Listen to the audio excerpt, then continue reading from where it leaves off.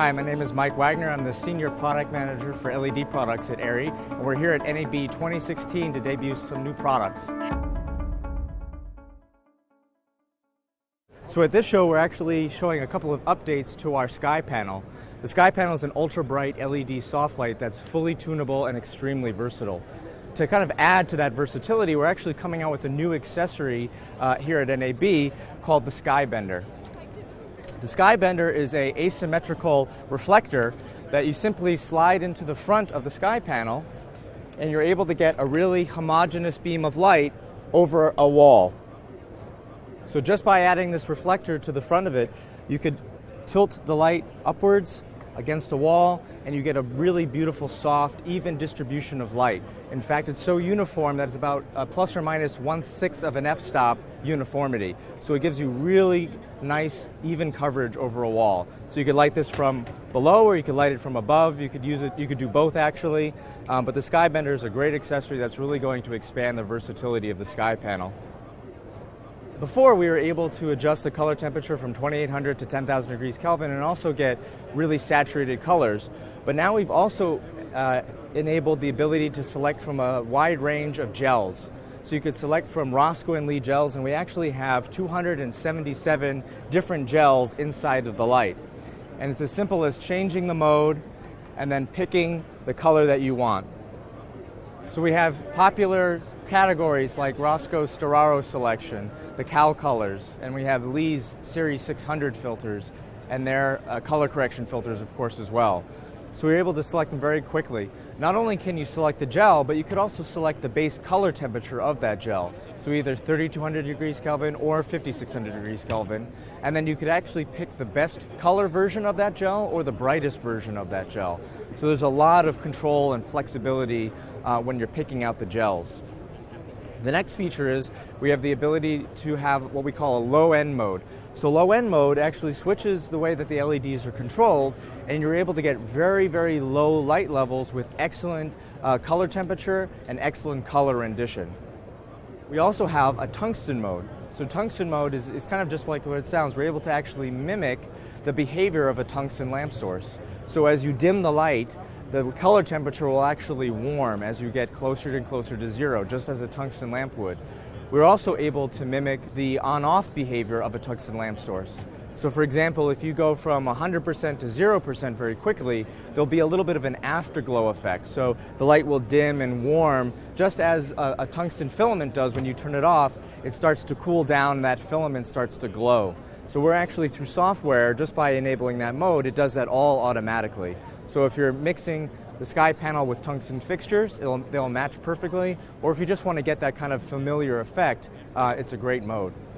We also have the ability to control the fan now through DMX. So in the DMX protocol that we released with the SkyPanel, we had 4 extra channels at the end that we weren't using.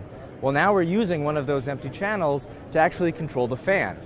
So now you could actually change the fan mode, so you could change from low mode, variable mode, or high mode, but you also have the ability to turn the fans off completely for a short period of time. So for example, if you're doing a take and someone yells roll camera, you could actually turn the fans off on all of the SkyPanels, and when the scene is done, you could turn the fans back on and cool the LEDs off. So in situations where sound is really important, maybe you're in a small room or a very sensitive scene, you now have control over the fans. 3 of the features we have relate to the USB-A port on the fixture.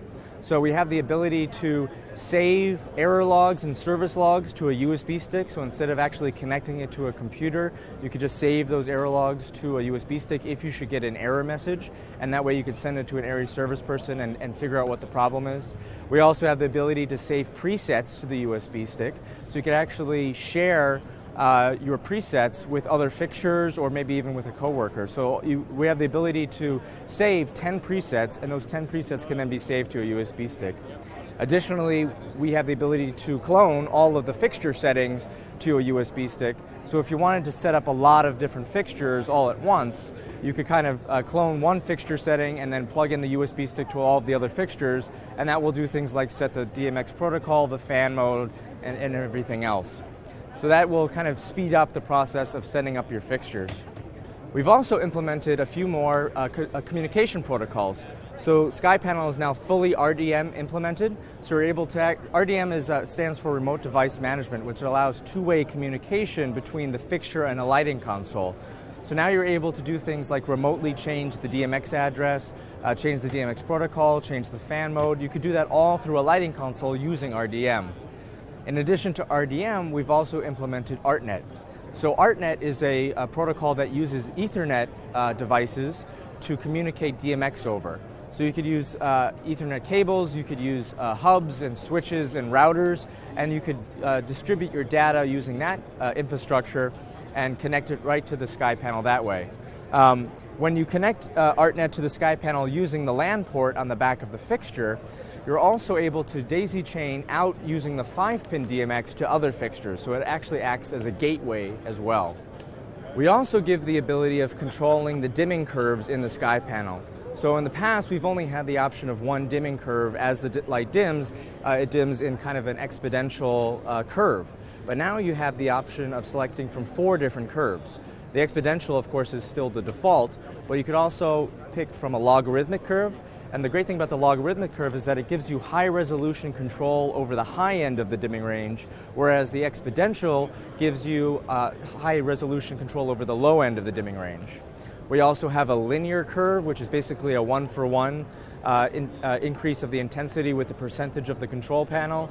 And the last curve is an S curve, which gives you the best of both worlds of the logarithmic and the exponential, where you have high resolution control of the high end, high resolution control of the low end, but in the middle is not so great. So depending on your application, you could pick the dimming curve that's best for you.